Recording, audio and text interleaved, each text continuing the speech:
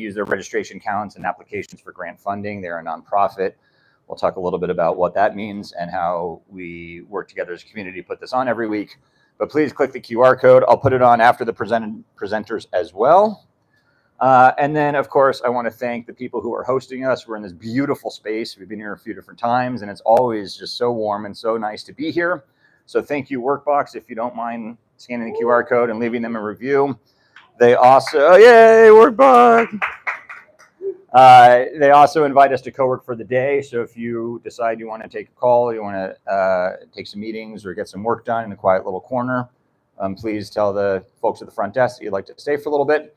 And then we'll kick it off. Also want to thank U3. They're our coffee sponsor, 1 million cups of coffee. It's always nice to partner with somebody who will provide coffee. It's especially nice to partner with U3. Yes, sir. QR codes for the other Workbox. Oh, it's all one family. Cameron, I only have a Fulton Market QR code. I'm sorry. That's where we started. Okay, we're just going to find them online, tell them they're amazing. This is for the only one MC, so that one works.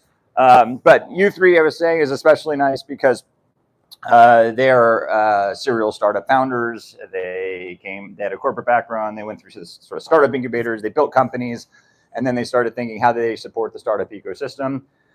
They caffeinate them, and so they've got some coffee shops in kind of the Oak Park area, and they provide coffee to us, to 1871, and it's just really nice to partner with them because they have such similar values and a mission like 1MC.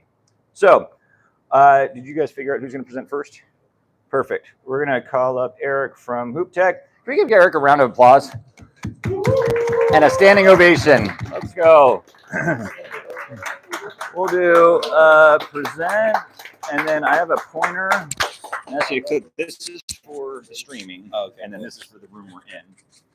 And then, it didn't really do it. We'll go down here. Present, and down will advance, and it's naturally into the TV. Down will advance. Okay, yeah. Cool. All right. Ready? Yeah. All right. Well, hey, everybody. This is my first 1 million cups event I've ever participated in, or even came to as a as someone just witnessing. And so, thank you guys for having me. I feel very welcomed already, especially with the standing ovation. And so, without further ado, my name is Eric Roberson. I'm the founder of Hoopteq. Our mission is to provide elite basketball training to anybody, anywhere. But growing up, I had a problem. I played basketball my whole life, but I could never shoot. I practiced and I practiced, but I realized I spent way more time chasing all my missed shots than actually working on my jump shot. And I remember I had just missed the game-winning shot, and one of my affluent teammates came up to me and said, man, you need to get reps in, and told me all about this magical, what felt like magical machine that would automatically catch your missed shots for you and then pass them back. And as a result of these shooting machines, he was able to be 6 times more efficient than I was during that same time. The problem is these machines are extremely expensive. They're difficult to move. They're bulky. They're heavy. And they're not kid-friendly. I mean, if you look at that machine, it's as big as the kid, if not double their size. And so Hoopteq's solution is the world's first basketball shooting machine and companion app that's so lightweight, so mobile that it actually fits into a backpack. It's affordable, it's lightweight, mobile, and most importantly, it's kid-friendly. How it works is it folds into a backpack so you can take it with you to the park, to the YMCA, wherever you train. You set it up using our patented compacting launcher. There's also a setup system designed just with kids in mind, so you don't need any extra tools or equipment in order to get it on any rim. And it also comes with a companion app that provides AI feedback, performance, analytics, training, games, and we're also going to be providing a training course marketplace for trainers to be able to upload their content. And so our target market is basketball players. We are going more so the consumer route, especially for our kind of beachhead target market. Parents of young players, and then eventually we're hoping to expand into B2B, which is what I was hoping to kind of have our brainstorm about today. And so far, as we look at the competitive landscape, I'll run through this one. We're about 3 times less expensive than our closest competitor. We weigh 5 times less than them. One of the only battery-powered, hyper-mobile, And again, we're the only one with a kid-friendly setup. Some of our go-to-market strategy includes completing a proof of concept prototype, which is actually complete and available to kind of view at hoopteq.com with a Q. And then we're actually launching our Kickstarter campaign February 17th. That's a world announcement right there. You guys are the only one in the room besides my team that knows that date. So, and then from there, we're going to take that money to do the design for manufacturing so that we can get, some demo units available. We can also, make mass manufacturing, things of that nature. And then towards the end of the year, we're going to work on really building out the app, or maybe even potentially with apps with kind of similar missions that we could kind of just maybe whitelist their app under our branding. And so with that, I just want to thank you guys for your time and invite you to help me make elite basketball training accessible for anyone, anywhere. And the community questions I had to ask today, one is really just introduction. So I'm looking for any basketball related intros, ideally like coaches, trainers, players, programs, anything. Even if you have personally a youth player that you know, I'm looking for people to be models in my photo shoots and really show off the device and even just test it. My dream ask is I want a WNBA player as an angel investor / advisor. So if you guys know anybody in the WNBA space, I mean, I'll take somebody in the NBA space, but just, with the way that the WNBA has been trending, and also my team is all male right now, so I'm trying to diversify it too. So would love a WNBA partner. But what I was hoping to kind of talk a little bit about today. So we're pre-revenue, pre-product. We have literally one-of-one prototype, proof of concept prototype that works and is in all of our marketing materials right now. And we're launching the Kickstarter campaign. That's really direct to consumer. And then between direct to consumer, Kickstarter campaign in February, and then like December, we're trying to land as many like business to business deals as we possibly can. And what I mean by that is like, imagine like a Duke University. Obviously they have the big, expensive, high-tech shooting machines, but what happens when their kids or their students go off to go home for the summer? Like, to me, we're so affordable at $700 that they could just buy 10 to 20 for each of their player to send home on the plane, right, as a carry-on. And so how do we kind of break into that B2B? Or if you guys have other like creative ideas on how we could sell these in bulk or in group, as opposed to really the direct-to-consumer strategies that we have. And so with that, I'll pause and I guess you guys like open up for discussion, or how does that? Cool, thank you. Yes. So a couple of things. Do you still play basketball? I do. I play twice a week at USC. Okay. Yeah. Has your shot improved? Yes, it has. But like I said, the prototype is a little iffy, so it's about as iffy as my jumper right now. So. Okay. All right. How are you? What relationships do you have? How are you going about it, other than events like this? Yeah. So fortunately, on our team, we have an equity partner in a basketball trainer / influencer. His name is Jordan Lawley Basketball. He has about 2 million followers across his social media platforms, and he's trained like countless NBA players and things like that. We're kind of waiting to activate him and being very kind of conscious of his time until we have the product, and then we're gonna kind of like really lean into that. But that's a great question. It's funny. I didn't even think about like, oh, yo, you know any WNBA players? And then in addition, we've had some conversation with like a lot of influencers, like have reached out to us in DMs and things like that, that may potentially have connections. But other than that, we haven't even kind of entertained a strategy to get introduced to like WNBA, NBA players. Did you ask about NBA players or basketball related intros? That's really just basketball related. Oh, my bad. No, I think it's a great. Yeah. For the audience, like, here's what I'm doing already. Right? Yeah. Like, you're asking for help. We're all asking for help, and it's good to start the conversation with here's what I'm doing to help myself. Yeah, for more like I guess like lay basketball people, we pretty much just relied on like inbound because we've been fortunate to have like really good organic traffic so far. But yeah, it's pretty much been like nurturing inbound. We did like a behind the scenes like build with me kind of storytelling process throughout like me building the prototype, which has been super successful. We've had like probably 10 million views over the last like maybe like 5 months and grew to like 20,000 followers across channels. And yeah, a lot of inbounds, but oh my God, it is so anxiety inducing, like building in public, because they're like, when's it launching? And you should do this, you should do that. I'm like, I know, I'm trying. But yeah, I think I would have held on to some of my stockpile if I could do it again.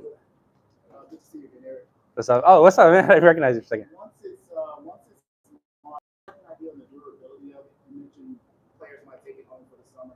Is this something like if a summer camp got 10 opportunities, are they going to last a couple of years for that summer camp, or are they going to get beat up in one summer? Do you have any idea?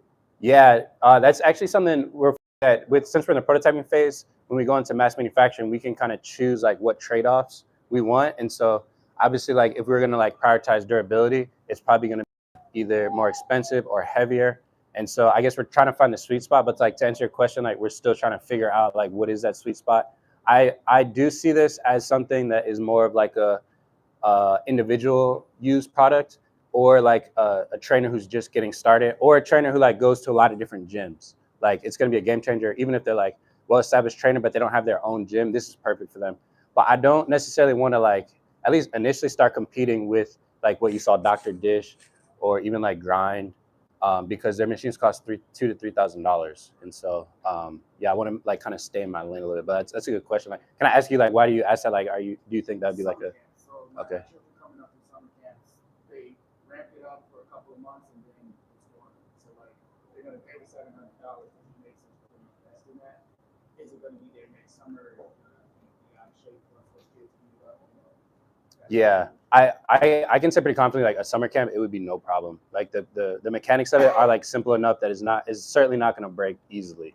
I guess I was thinking more like maybe it won't last 10 years, but it's definitely going to get through like 3, 4, 5 years if it's summer camp usage, things like that. Yeah.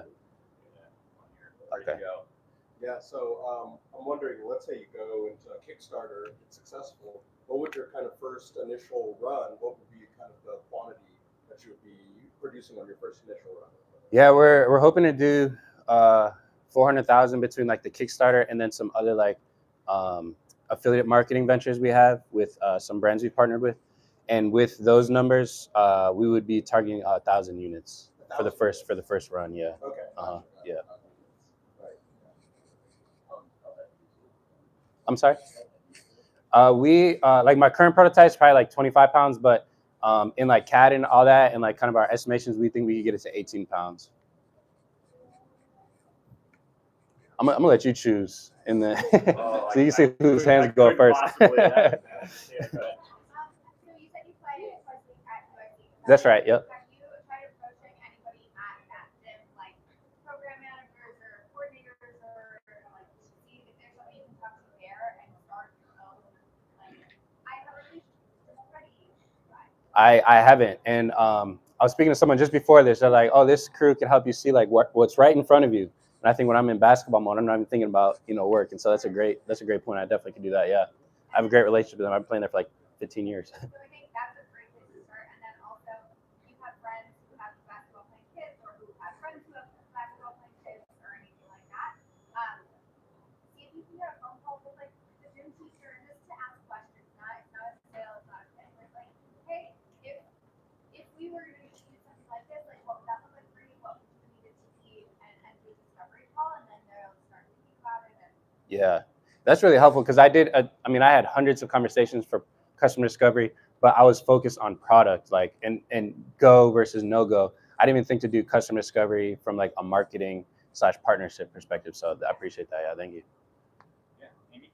Yeah, have you considered the like Sky and the other like WNBA specifically? They have a lot of youth camps that they do, so like getting connected specifically with who manages their youth camps, because they network with a lot of suburbs, city-based kind of local clubs, like cross clubs and stuff that may be able to provide. Yeah, I've considered that. I haven't done any outreach yet. We got in touch with like somebody from their team, but they want to just trying to sell us tickets essentially, like to show like the product at halftime for like 10 grand, which seemed kind of like a ripoff. But yeah, that's great. I guess do you have any recommendation? I probably just like general outbound, right? Just shooting an email, I would imagine. Yeah, right. I'm sorry. No, I haven't. No. Oh, my man. That'd be great. I can't see whose hands are going up first, so that's why you're my spotter. There you go. So just on the B2B side, I mean, actually, the city of Chicago, the city park system has basketball programs and things like that. It seems like a lower price thing like this would be a really big hit for them. So they're certainly, as you're trying to get sort of that attention spot. Now, granted, government's always slower to revenue, but in terms of like potentially building a partnership there with the park system, that might be an interesting opportunity to try to reach out to. Yeah, I'm glad you bring that up too. I think the timing is right now too, because early on I had that idea, and we started like doing a lot of events with Chicago Public Schools, like their STEM initiatives from that angle, because we just had a prototype. Yeah. And so we do have those relationships. And so now that like we're at this really awkward stage between proof of concept and MVP, but I think we're kind of close enough to be able to like start reaching out so that when the MVP is ready, I think like, yeah, maybe they would be interested in like buying it just off the demo, knowing that, okay, this might be for the 2027 basketball season. That's a good idea. Yeah. So, first question, do you have it here with you?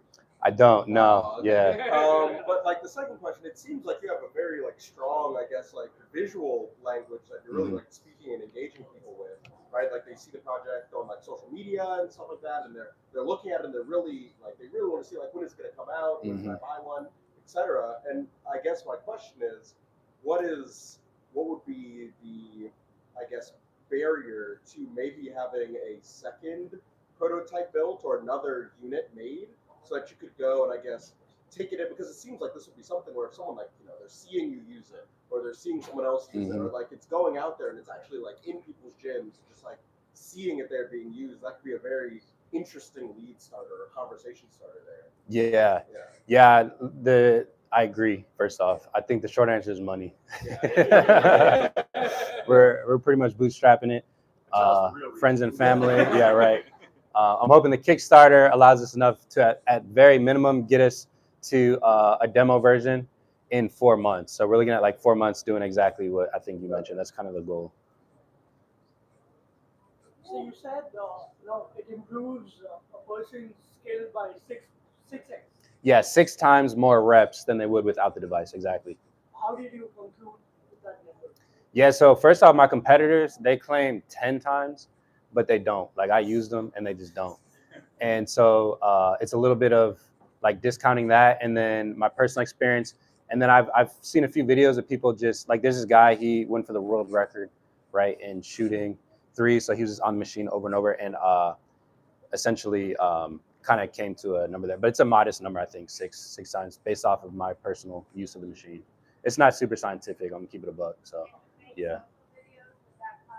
Yeah. With what content? Like do a video where you're just like you're shooting and you're running and you're shooting. Oh yeah, I like that. Yeah. And then like the second half of the video is you just like boom, boom. Yeah. Boom, and like you Because the ball keeps coming back to you. Yeah. overlap where it's like 6 times. Yeah. I like that. You could even maybe like do like split screen, right? Yeah. That's a great idea. All right, man. Nice work. All right, appreciate it. Thank you guys. I'll take all the mics, all the plastic and black crap. There we go. Thanks, man. Well done. Thank you, appreciate it. Okay. Before we bring up Andy, any events coming up this week or next week that somebody wants to talk about? Everett, let's go. The one I'm really excited about is AI Collective on next Thursday at 5 p.m. It's on Luma. The place that it's at is called, I'm blanking on it. Innovation Center. Okay. 100 South State Street. It's a new co-working space that's old. It's recently under new management. Got it. It's AI Collective and Vercel. It's a hackathon. Okay. Anybody else? Events going up? Stuart? Sure. I'm supposed to say something about Seedcon? Shy IRL. Oh, yeah, go for it. Okay. Hey, I'm Kat. I'm one of the volunteers with Chicago Tech Community, which is like the umbrella for 1MC here. And just you don't know, we do we have a dev that like scrapes like Luma and all the apps, all the partyful, all that stuff for events every week, and we have a newsletter that's just once a week on Mondays that goes out, and also I do the text thread that's like must be less than 400 characters. So it's very brief, but if you like, if you just want like a summary of events for the coming week, that's a good option. You go to our website, Shy IRL, which is Louder. What? Oh, louder. Oh, sorry. Sorry. It's Shy like S. Sorry. C. C. Yes. Think Chicago. I don't usually spell in front of a group. Okay, CHIIRL as in like Chicago in real life. ChiIRL.org. So yeah, so if you want to like sign up for one of those, try to keep brief, and if you see me around at 1MC and you have an issue with our listing, let me know. Cool. We cater to our audience. So yeah, ChiIRL.org. .com. Is it .com? .com. Oh my god, you guys. Okay, CHIIRL.com. I haven't bookmarked. You know why? It's because I didn't give you we didn't do a standing ovation or round of applause. We threw you off your game. I threw you off the game. Next week we're gonna slide. We'll workshop it. Yeah. All right, we'll figure it out. Okay. Thank you. Also, this Friday is SeedCon. We'll have to go to Luma for the details on that. But somebody texted me this morning and said, "Could you give a quick shout?" The University of Chicago or Polsky puts on SeedCon. That's something you can find on Luma. And so thank you for Fiona for letting us know. Crystal, last event. Tech Walk. Who's been to a Tech Walk? Like, okay, we need more people at Tech Walk. That's what I'm seeing. Is good to have the support, but more people should get out there walking because it's just lovely walking weather right now. All right, let's give a standing ovation for Andy.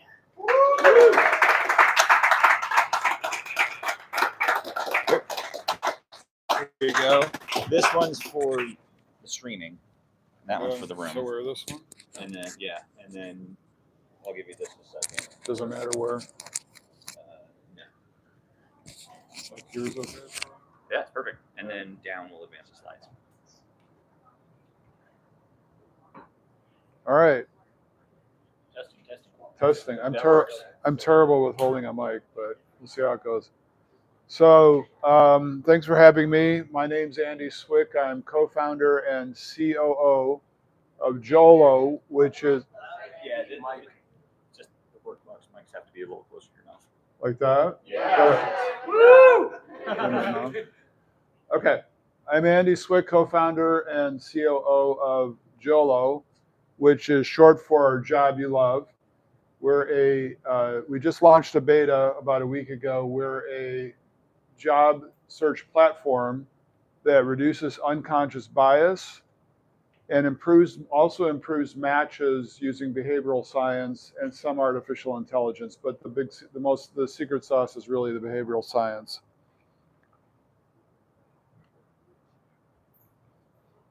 Oh, there we go. So Matt Miller, our CEO, started this a while back, and I joined him later because he had an experience about 5 or 6 years ago where he felt he was discriminated against because of his age. He's an old guy like me. And I think everybody would agree that none of the platforms do a great job of matching applicants and with job posts. And bad hires are expensive. They're a problem. The other side of the problem is that recruiters don't have time to open all of the applications they get. And some of that's been exacerbated by AI because it's removed the friction of having to create a resume and a cover letter and all that stuff. So employers get flooded with all kinds of resumes they don't have time to go through. So that's made things even worse. And we think everybody's solving the wrong problem. It's a two-sided marketplace, and there's all kinds of two-sided marketplaces that work well. Everything from dating apps to eBay or Amazon. And so what's the problem? And our hypothesis is the problem is that there's not enough data in a resume and a job posting to make anything beyond a skills and experience match. So enter Jolo. I know that personally when I'm working for a company that's producing a product or a service or servicing a certain segment of customers that I really believe in and I'm passionate about, I work harder, I stay longer, I'm more involved, I contribute more. But you can't figure that out from a resume and a job posting. You have to know more about the individual. So what do? Besides eliminating unconscious bias, that's easy to do. We remove names, or we anonymize. The first interaction with the employer is anonymized. They can't tell your gender, ethnicity, age, or any of that, and that's easy to do. Remove names, remove dates, and stuff like that. But essentially, we need a lot more data. We need a lot more data. See, I told you I'm terrible with the mic. And that means longer sign-up flows. Some other websites like Noom, which is a nutrition website, and Stitch Fix have long sign-up flows. And so we've done a lot of research on this. There's a lot of peer-reviewed research.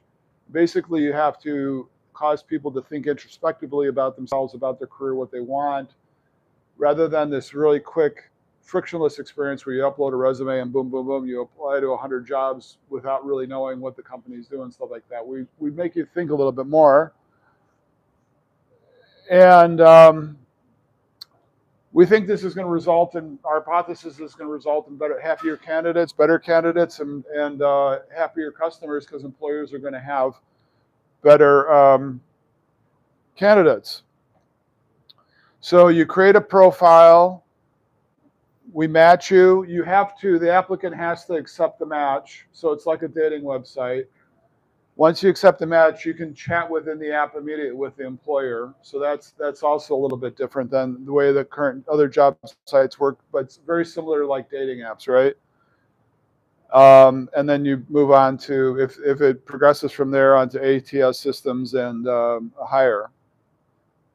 This is some of the things that we think differentiate ourselves from other platforms. The anonymity at first, and here's some reasons why this is important. One thing I'll point out here, though, is that We can hear you. 80% of failures in job hiring are not because of a skills mismatch, but because of lack of a match on culture or motivation or passion and things like that. And that's what we're trying to really concentrate on. This is our team. There's 4 of us right now. Matt and I and our CTO and our designer. And for the ask, so it's a 2-sided marketplace. So you have to fill 2 sides of the funnel, the employer side and the applicant side. We don't have any jobs yet on there. We just launched the beta. On the employer side, we don't know if this is going to work or not, but we're looking for advisors, and we've had some success with that. People with in the HR space with a big network that can give us introductions to potential employers that would want to pay to use our site, and we're using LinkedIn in our network for that. The other side is the applicant funnel, and we the obvious thing is we've posted on social media. That's got limited success. Everybody in the startup world knows that. Longer term, once we have more jobs on the site, then we're thinking we're going to go, but we can't do it now, but we want to go to some of these companies like Amazon and Microsoft that are having these gigantic layoffs and say, hey, give this to the people you just laid off to help them find a job. But that's longer term. So any ideas anybody has on, particularly number 2, how to get more people to apply, create an account, even though there's no jobs yet, they're coming soon. And then also, if anybody has any intros or any ideas on how to find advisors. And like I said, we might find out these advisors don't work well because we're kind of automating some of their job. We might have to actually maybe go to CFOs. We don't know yet. We're testing it. So that's it. Okay. You got your hand up. Thank you.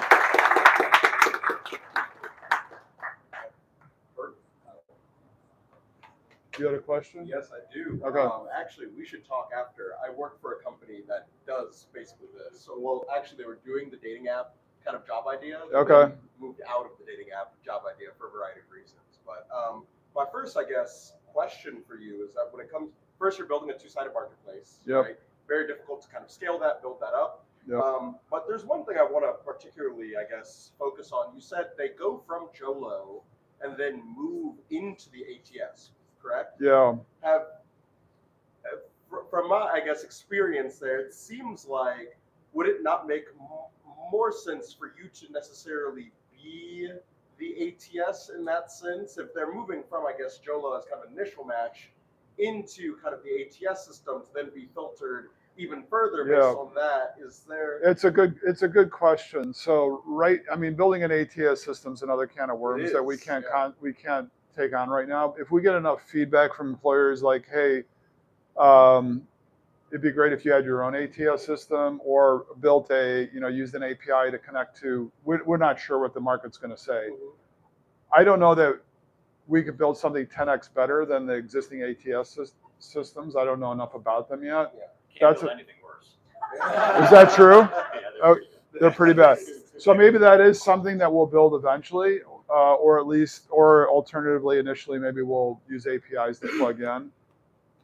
We're not sure yet. Right now, we're just at this initial stage we're really concentrated on, is this hypothesis right about the missing data to make better matches and iterate on that. And that's kind of what 2026 is probably going to be about mostly. Yeah, go. Do you have a QR code so that people in the stream can sign up? No, but if you go, I should have, if you go to Jolo AI, Jolo.ai, there's a get started thing. Sorry, I should have, dummy me. It's all right. It sounds like you're staying away from recruiters intentionally. Or is that on either side of the marketplace? Not necessarily. We'll talk to recruiters. It depends on. There's some that are very technology oriented that we don't want to talk to. We don't want them to steal our idea. But so it depends on the recruiter. Yeah, but we would potentially talk to them. But again, we're kind of automating some of their job, and so we're a little bit scary to somebody who, if that's their bread and butter, that's how they make money. It might be a little bit different if you're an HR department in a larger company, but if that's your bread and butter, that's a little bit scary, right? Yeah. I have a question and a comment. The question is that this feels like it's introducing more friction for the applicant. And so I'm just wondering, when you're onboarding people, what is the more immediate payoff to get them to be on the system and stay on the system, especially when you think that job applicants are applying for things across. They're doing Indeed, they're doing LinkedIn, they're doing Career Builder, they're doing all these other things, probably in conjunction with this. So since you're introducing a little bit of friction, it seems like what is the immediate payoff for someone?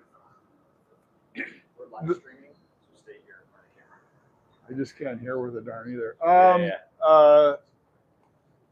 We think we're the best. We think we're going to be the best. We think you're going to have to use those other platforms. We think we're going to bring you a happier life. You spend a third of your life working, and it should be really something more than a paycheck, a job you love. Jolo. That's our selling point. I think one thing to address, you came out starting to talk about how there's more friction, but in the more sophisticated kind of pipeline approaches to hiring, there is usually some behavioral component somewhere in the process, and you may be better served telling people do it all within one framework. It will apply to multiple roles you may apply for. Right? There's a way to suggest that you're not actually increasing friction, but decreasing friction because you're consolidating what you're looking for, where and how much with the behavioral aspects that a hiring manager may seek. Yeah. That you would probably be exposed to later on in the interview process or pre-interview process. Maybe that's how you would. That's a good point. The friction. One of the. Yeah. In order, again, you're spending as a job seeker, you're looking at lots of different, things. You're trying to gain traction. You have to have a clear sell to a job seeker. Why should I spend my time here? One thing I didn't mention, I forgot, was I know that when I post a job for one of my companies, I get like 150 resumes, and they're AI generated. I can't possibly differentiate between them. The one I really pay attention to are the people who either guess my email address and email me or message me through LinkedIn and say something like, I checked out your product, your service. I'm really, some connection to them. I've worked on something similar. I always wanted to get back into it, or I have these ideas.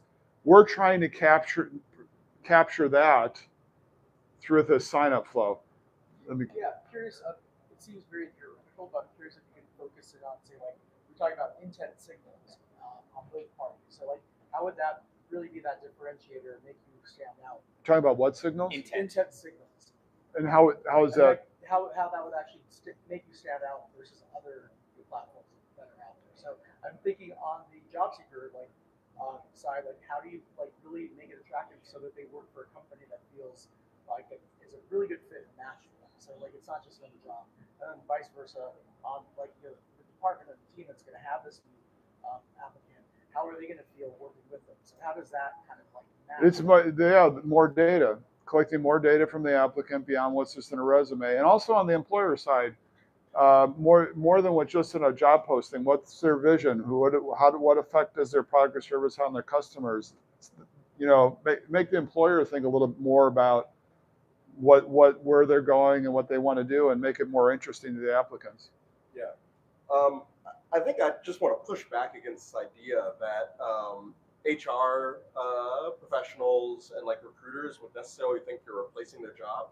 At least from my experience, when we talk with those groups of individuals, fundamentally, you said like 150 resumes. A lot of jobs, especially now, are more in the realm of hundreds to maybe even 1,000. More than that, yeah. And in most cases, the job of someone like HR or the job of a recruiter is not necessarily sifting through resumes. That's not really their primary role in the organization. Mm-hmm. The sifting through resumes is 100%. It's a time consumer. It's a time waster in most cases, because eventually they're going to have to go to interview the person. Yeah. Eventually, there's a massive amount that needs to be managed in the organization. Right. We're not replacing that. Right. Right.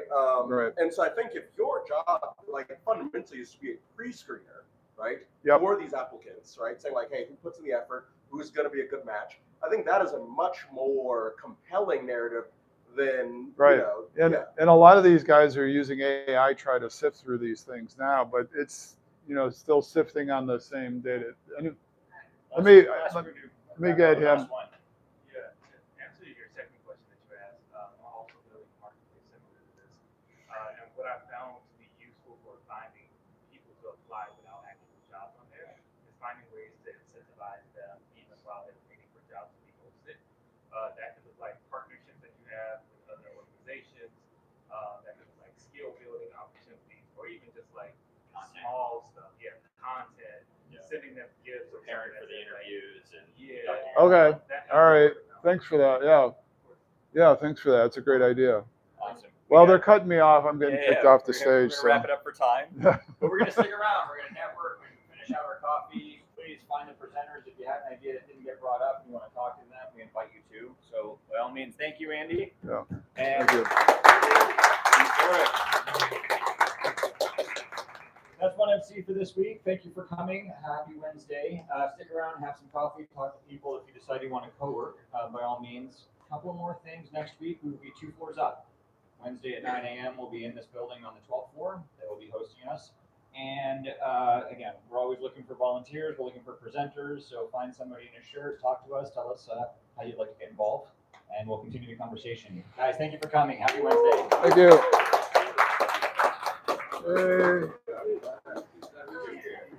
Nice job. There's Thank a you. women, female-owned recruiting HR company that I was trying to look up the name of. Yeah. They just opened an office here in Chicago, but it's a big